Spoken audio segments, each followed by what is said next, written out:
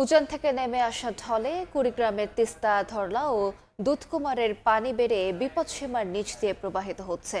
এই তিন নদীতে বন্যার পূর্বাভাস দিয়েছে পানি উন্নয়ন বোর্ডের সতর্কীকরণ কেন্দ্র। সেখানকার পরিস্থিতি জানাতে রাজারহাট উপজেলার বুড়িরহাট এলাকা থেকে যুক্ত হচ্ছেন সহকর্মী বাদশা সৈকত।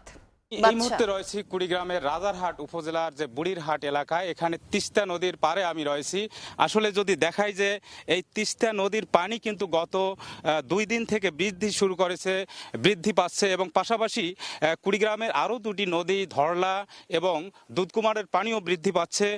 যদি আমি বলি যে এতদিন কিন্তু বৃষ্টি হলেও কিন্তু এই নদ নদীর পানি এভাবে বৃদ্ধি পায়নি, কিন্তু এই গত 2 দিন ধরে উজানের যে ঢল, অর্থাৎ এই নদ নদীর উজানে ভারতের অংশে ভারী বৃষ্টিপাতের যে পানি, সেই পানি নামার কারণে কিন্তু পানি বৃদ্ধি পাচ্ছে। আর কুড়িগ্রামের পানি উন্নয়ন বোর্ড সহ এবং বাংলাদেশ বন্যা এবং সতর্কীকরণ কেন্দ্র যে পূর্বাভাস দিয়েছে, সেই পূর্বাভাস অনুযায়ী যেটি জানতে পেরেছি যে আগামী আরও 4 থেকে 5 দিন কিন্তু এই নদ নদীর পানি বৃদ্ধি হবে এবং সতর্কীকরণ পূর্বাভাসে যেটি বলা হয়েছে যে এই তিস্তা, দুধকুমার এবং ধরলা নদীর অববাহিকায় সাময়িক বন্যা হওয়ার তারা সতর্ক দিয়েছে এবং এই তিস্তার পানি বিপদসীমা অতিক্রম করবে সেটি বলেছে।